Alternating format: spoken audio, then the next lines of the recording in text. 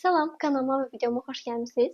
Buraxılış imtahanına 20 gündən az bir müddət qaldı. Görək bu müddət ərzində nələr edə bilərsiniz, nələri eləməsəniz daha yaxşı olar, bu haqda danışacağıq.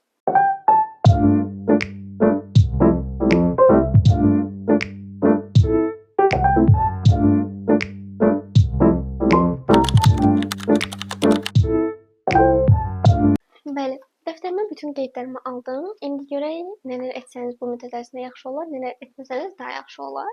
İlk növbədə buraxılışdan əvvəl, yəni bu 20 gün ərzində nələr edə bilərsiniz, yəni onlar haqqında danışaq. Təbii ki də hamımızın bildiyi kimi çoxlu sınaq işləmək 2020-ci ildən, yəni əgər ki tapa bilsəniz 2015-ci ildən sonraki sınaqları işləmənizi tövsiyə edirəm. Amma əgər tapa bilməsəniz son 2 ilin, 3 ilin hətta sınağını işləməyiniz daha yaxşı olacaqdır. Hətta məcburidir deyim. Çünki 2023-cü il ən çətin illərdən biri olmuşdur. 2023-cü ildə sonra artıq 2023 asan idi, yəni bayağı asan idi. 2025-dən üçün çox asan idi. Yəqin ki 2026-ya da o elə düşər. Təbii ki, nəyə sınaqlar işləməlisiniz. Bu müddət ərzində OTK işləyin, inşaat dinamikası dediyim kimi tapa bilsəniz işləyin. Tapa bilməsəniz fərqli sınaqlar işləyə bilərsiniz, yəni mütləq deyil. Amma mütləq əvvəlki illərin sınaqlarını işləyin. Daha sonra biraz belə qoyum. Sonra və bu sınaqları işlədikdən sonra necə baxmalısınız o sınaqlara? Nələrimi görəmir. Nasıl oldu? Düzəldim. Dur şunu yapalım. İstər-istəməz deyirəm ki, sualları yazırıq və ondan sonra deyirik ki, ya A-dır, ya C-dir və deyirəm ki, A düz çıxır və ondan sonrasında o sualı geri dönüb baxmaq düz çıxdığına görə. Ona görə də tövsiyə edirəm ki, mütləq həm səhv, həm də düz yazdığınız suallara baxın, boş yazmadığınıza da mütləq ki, geri dönüb baxın və həmçinin bu 20 gün ərzində də maksimum dərəcədə sualları işarələyin. Sınaqda olan sualları işarələyin və son artıq bir həftə qalmış ya da 3 gün qalmış o sualları yenidən baxın. Zaten deyirəm 25 suallıq sınaqdırsa, sadəcə riyaziyyat deyirəm, nəzərdə tuturamsa, sizə 25 suallıq sınaqdırsa, oradan cəmi 3-4 işarələdiyiniz sual olacaqdır ya da deyirəm ki 10 olacaqdırsa, siz ən azından geri döndüyünüzdə artıq biləcəksiniz, sadəcə 10 suala baxmanız kifayətdir. Yenidən özünüz üçün işləyin və artıq nə qədər inkişaf elətdiyinizi də görəcəksiniz. Təbii ki də dil. Əvvəlki illərdə, yəni 24 və 25-ci il qəbul imtahanında, yəni buraxılışında artıq gördüyümüz kimi ən çox suallar dil kimi düşür. Artıq dildən nə eksik, nə az, nə eksik, nə artıq düşür. Ona görə də mütləq ki, dili işləmənizi tövsiyə edirəm. Amma necə? Əgər ki, əvvəlki videolarımı izləyirdinizsə, orada dəfələrlə demişdim ki, bəs əgər səhv yazırsa, düz yazırsınızsa, amma bilmirsinizsə və ya yaza bilməmdiyiniz suallar vardırsa, onları mütləq suallar üzərində işarələyin və fərqli rənglərlə işarələyin. Amma əgər bunları etməmisinizsə, yəni işarələdiyiniz sualları yenidən işləyin. İndi hal-hazırda onları işləməyiniz, sadəcə o suallara baxmanız kifayət edəcəkdir.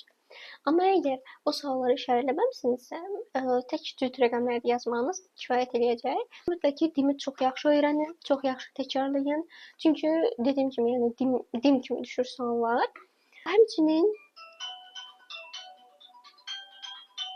eyni zamanda əgər bu müddət ərzində işləyə biləcəyiniz bir kitab tapa bilmirsinizsə ki, hansı kitablardan işləsək daha yaxşı olar imtahan üçün, o zaman videolarımı izləyə bilərsiniz. Çünki həm riyaziyyat, həm Azərbaycan dili, həm də ingilis dili üçün ayrıca videolarım var. Bu videolarda siz riyaziyyat açıq sualları necə yazmalısınız ki, tam bal ala bilərsiniz. Onları tam yaxşı izah eləmişəm.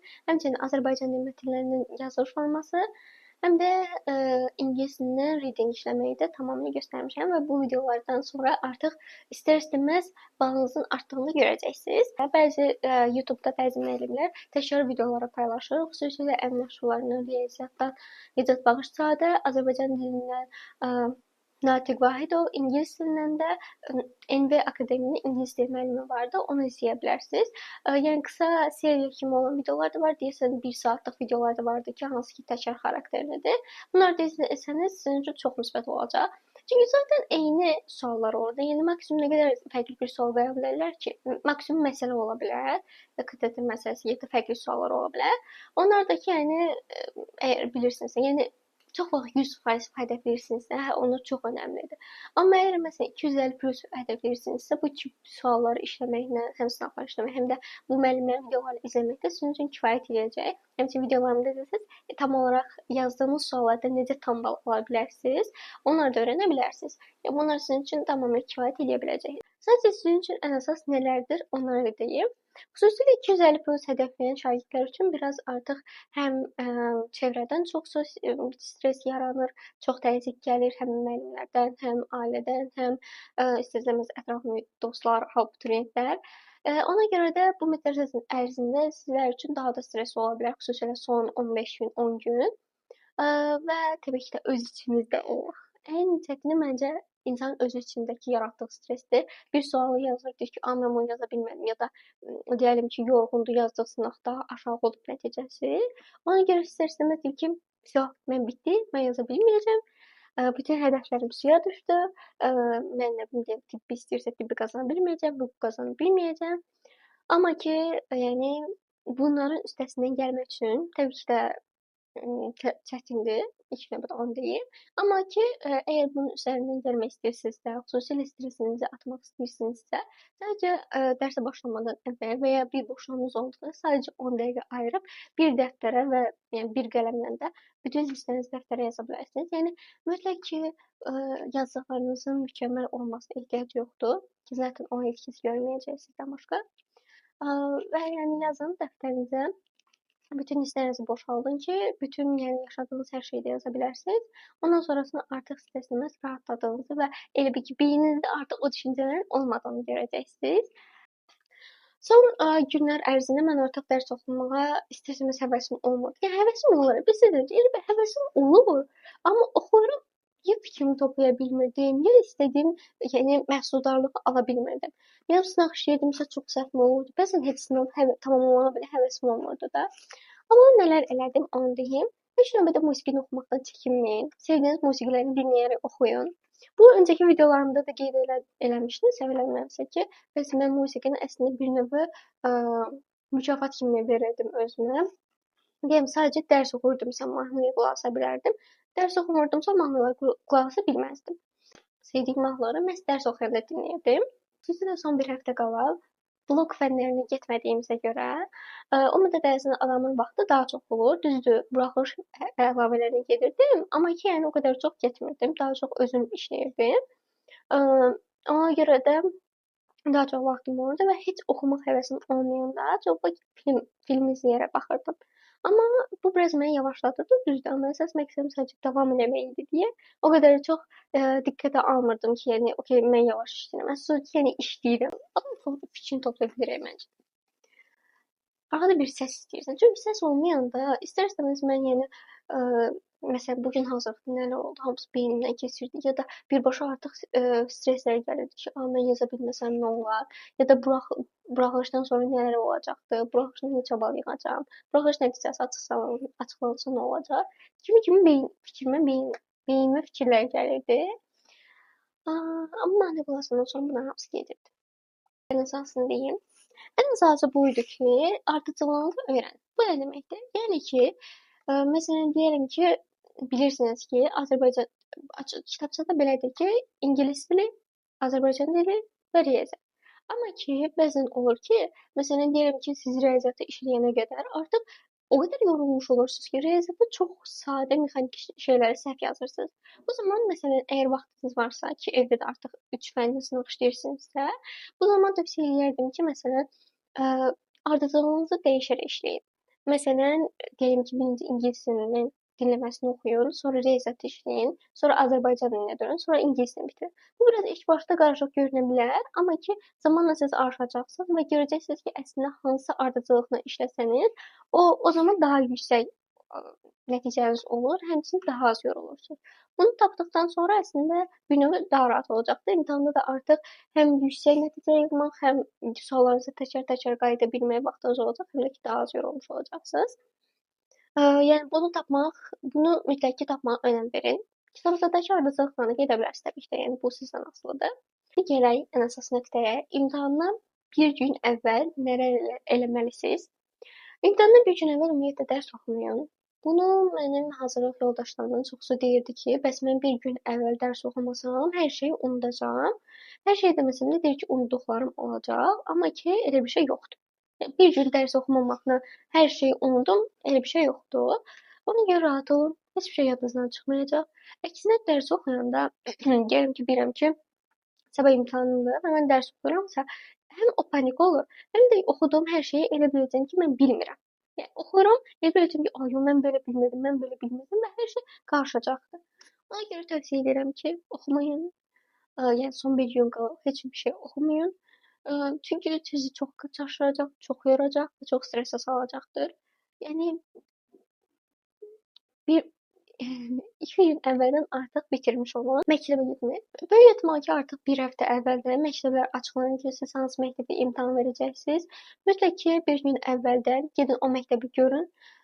Sanki həmin imtahan gününü yenidən yaşayırmış kimi davranın və yəni rahat olun. Öncədən geyinəcəyiniz paltarlarda seçməyinizi tövsiyə edirəm. Çalışın çox qısa, çox narahat paltarlar geyinməyin. Çox rahat, yəni heç bir şey vedinizə olmasın həqiqətən də. Çünki zaten siz orada həmin getdiyiniz məktəbdə heç kimi tanımırsınız. Maksimum 1-2 tanışınız çıxar, ya çıxmaz da həmin məktəbdə lap da deyək ki, 10 nəfər tanıyırsınız. Amma yəni heç kəs sizə fikir verməyəcək ki, o gün nə geyinibdi, ya da saçını necə yığıbdı, ya da nə edibdi də. Ona görə heç bir şəkildə narahat olmayın insanların düşüncəsindən və imtahandan necə məsələn oturmaq istəyirsinizsə, elə otura bilərsiniz ki, məncə o vaxt evdə ya da məsələn hazırlıqda artıq oturanda ayaqqabılarımı çıxardıb baxın onlara. Ayaqqabılarımı çıxardıb məsələn belə bağdaş qrup deyilərək elə otururdum və bu mənim üçün çox da rahat idi. Və mən imtahanda da həm blok imtahanlarında xüsusilə belə eləmişdim və okey, baxırlar sizə, amma ki, yəni onların vaxtında gedir. Ona görə də yəni siz də belə eləyəndə daha rahat olacaqdır. Çünki bilirsiniz ki, yəni zaten o otaqda olsalar, deyirəm ki, heç kəs sizi tanımır. Maksimum bir nəfər tanıyır ya tanımaz. O da ki, əgər tanıyırsınızsa, nə yaxşı. İşte, yəni bu qədər. Heç bir şey, yəni çox da düşünməyin ki, nə olar ki, nəsə deyərmi nəzarətçilər, heç kəs heç nə deyə bilməz. Çünki siz heç kimi narahat eləmirsiniz. Sadəcə yəni ayaqqabılarınızı çıxartmısınız və istədiyiniz kimi oturmusunuz. Yəni heç kəs sizə qarışa bilməz. Çalışın ki, imtahandan bir gün əvvəl heç bir sosial mediaya baxmayın. Çox vaxt qəribə suallar gəlir ki, ay belə düşəcək, ay elə düşəcəkdir. Twitterdə, Instagramda elə şeylərə baxmayın. Ya da sual işləməyə çalışmayın, düzü. Sadəcə YouTube'da dediyim kimi, əgər ki, məsələn, ikinci zonasınız və birinci zonadan sualların təzə paylaşıblarsa, baxmanızı tövsiyə edirəm. Amma çoxluq elə olmayacaq, çünki artıq kitabçalar verilirsə, böyük ehtimal ki, elə bir 5 gün əvvəldən sualları paylaşacaqlar. Ona görə narahat olmayın və sizə bir şey də deyim. Ümumiyyətlə, bir gün əvvəldən, imtahandan bir gün əvvəl heç bir abituriyent dostunuzla danışmayın. Niyə? Çünki istərsiniz onlar da çox stresslidir və sizə hər nə qədər stresini yansıtmamağa çalışsalar da, istərsiniz o his keçəcək. Və siz zaten gərginsiniz, onlar da gərgindir və iki nəfərin gərginliyini götürməyinizə ehtiyac yoxdur. Ona görə yəni dərdləşməyi buraxın, xüsusi abituriyent dostlarınızla. O sizə daha çox gərginlik gətirəcək. Çünki istərsiniz o adam artıq öz narahatlığını sizə ötürəcəkdir. O görə danışmayın. Telefonlarınızı bağlaya bilərsiniz. Səssiz ala bilərsiniz. Kino, film izləyə bilərsiniz, çıxıb gəzə bilərsiniz, ya da sizə nə rahatçılıq hissə elə eləyə bilərsiniz. PlayStation falan da oynaya bilərsiniz, əgər oynayansınızsa, ya da kompüter oyunları. Yəni sizə nə rahatdırsa onları eləyin. Çalışın abituriyent dostlarınızla çox kontaktda olmayın bir gün öncəsində, çünki dediyim kimi daha stresli olacaqlar. Abituriyent olmayan ya da daha balaca yox, amma yəni daha böyük abituriyent olmayan dostlarınızla gəzmənizi daha tövsiyə eləyərdim ki, daha stressiz olasınız. Gələk imtahan gününə. İmtahandan bir gün gecəyə gedək. Deməli, mən yata bilmirdim imtahandan bir gün əvvəl. Çünki çox stressliydim. Yəni, stresli deyiləm. Amma elə bir insan içində belə bir gərginlik olur. Amma adlandıra bilmirsən ki, o nə gərginlikdir. Yəni, nə yata bilirsən, nə başqa bir şey edə bilirsən. Bilirsən yatmalısan, amma yata da bilmirsən. Zaten gecə olur və heç bir şey eləyə bilmirsən, çox narahat edirsən. Mən o anda, belə bir anda şey yadıma düşdü. Pasiyent sözcüyürsə necə yazılır? Belə bir şey yadıma düşdü və durub baxma. Yox, baxdım əslində, amma ki, yəni tam baxa bilmədim. Yəni tam tapa bilmədim ki, necə yazılır. Sonra getdim imtahana və həmin söz düşdü. Pasiyent sözünün yazılışı düşdü. Ama bilmiyorum, sual yəqin deyirsən düz yazdım. Amma deyirsən bir səhvim var idi. Yəni necə idi bilmirəm, xatırlamıram. Hər nəsə. Amma ki, əgər ki, imtahandan bir gün əvvəl gecə ya da səhər durdunuz, nəsə bir söz yadınıza düşürsə ki, bu necə yazılır ya da bu sualın izahı necə idi? Mütləq ki, ona baxın. Mütləq ki, o düşəcək və ona baxın. Yəni bir insanın içinə bir his gəlir. Mütləq ki, ona güvənin və baxın həmin suala. Ə, başqa belə bir şey deyim ki, mən öz vaxtımda yox, məndən bir il əvvəlki tələbələr abituriyentlər verəndə imtahan belə bir söhbət yaranmışdı ki, nəsə bir dinləməsi şeyə düşübmüş. Dinləmə kimi yox, amma mətn kimi Telegramda var imiş, Telegramda yayılıbmış.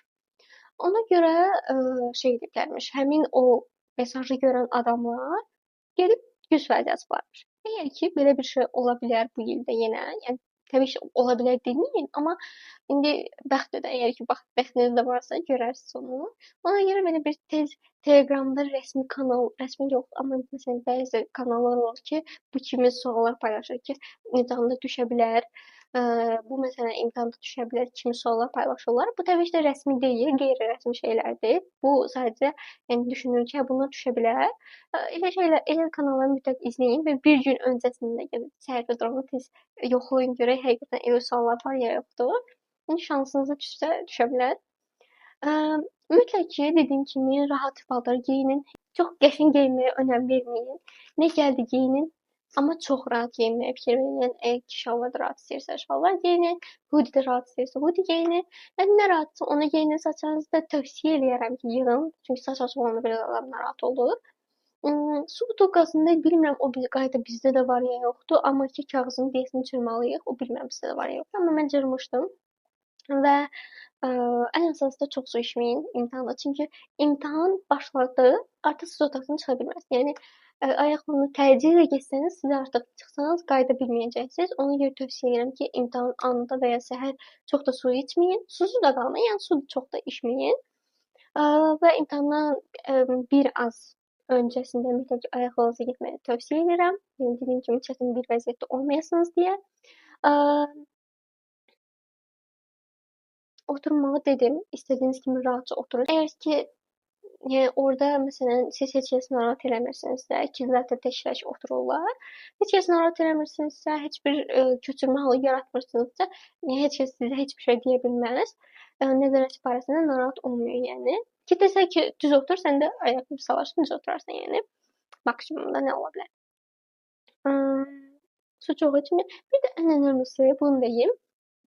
Bizdə mən 2-ci zonaydım və 1-ci zona imtahana girənlərdən belə bir şey bu hazırlıq yoldaşım demişdi ki, biz mütləq ki listening gəlmədən əvvəl bilirsiniz ki, amma imtahan başlamadan kitabça sizə təhvil verilmədən öncə bilirsiniz ki, uşaq hamı sinifdədir və bunu deyə bilərsiniz ki, xahiş edirəm listening gələndə heç kəs danışmasın, amma mütləq ki, imtahan başlamadan əvvəl deyin də, yəni.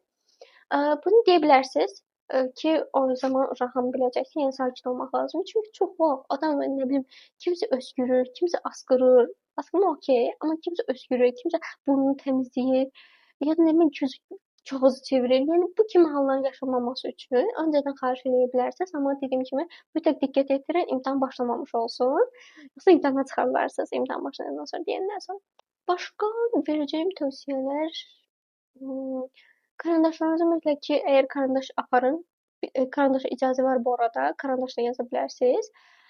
Mütləq ki, karandaşlarınızı öncədən yonun və yanınızda yonan aparın, pozan aparın, qələm 2 dənə aparın. Karandaş da 2 dənə apara bilərsiniz. Orada tık yonmanıza ehtiyac olmasın bir də. 2 dənə karandaş aparın. Hətta bu mexaniki karandaşlar olur, bu tip karandaşlar. Bu tip karandaşlara mən bildiyim qədərilə icazə var. Amma ki, siz yenə də risk atmaq istəməsəniz, aparmayın. Amma 100% ki, olmalıdır. Bu tip karandaşlardan apara bilərsiniz. Tövsiyəm 2 karandaş, məsələn, bir belə karandaş aparın ki, bunu icazə verməzsə bunu istifadə edin. Və qələminizi də öncədən yoxlayın. Yəni, məsələn, belə bu tipli yağlı yazan, arxaya keçirən şeylərdən olmasın. Daha çox bu mənim imtahan qələmimdir. Yəni bu tip yazırdı. Və arxaya keçirməyin bunlar. Yəni bunlardan istifadə edə bilərsiniz, daha rahat və heç bir axıtma olmur. Bu şəkildə. Başqa kifayət qədər diqqətli yazmağınızı tövsiyə edirəm, xüsusilə kodlaşdırmada rahat-rahat yazın. Əgər ki, karandaşa siz orada nəzarətçidən də soruşa bilərsiniz ki, karandaşla yazmağa, kodlaşdırmağa icazə varsa, karandaşla kodlaşdırın və məsələn deyəlim ki, bir fənd qurtardısa, bir fəndin kodlaşdırması eləyə bilərsiniz. Amma əgər karandaş icazə verilirsə. Yox, əgər verilmirsə, çalışın ki, bütün fəndləri bitirdikdən sonra kodlaşdırma eləyin. Çünki çox vaxt artıq cavab dəyişdirmək kimi bir hallar yaşanır. O zaman yəni boşuna halınızı itirməyəsiniz. Əmin olun ki, hər şey çox yaxşı olacaqdır. Hər birinizə uğurlar. İnşallah ki, tam istədiyiniz kimi olar. Və həmin post paylaşımda ballarınızı göstərirəm. Bay bay, uğurlar.